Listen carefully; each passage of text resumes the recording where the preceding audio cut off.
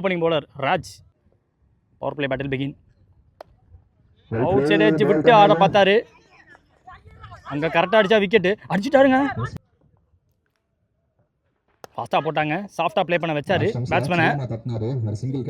With கொடுக்காம போடப்பட்ட பந்து ரொம்ப சாஃப்டாக ப்ளே பண்ணி கொடுத்து ராஜேஷ் ஸ்ட்ரைக் கொண்டு வந்திருக்காங்க. One down batsman. போன பால் வைடு.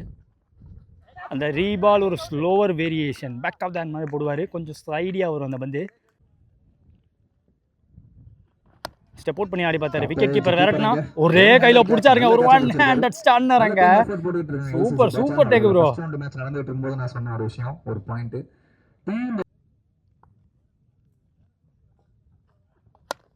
ஓ போயிடுவாரு.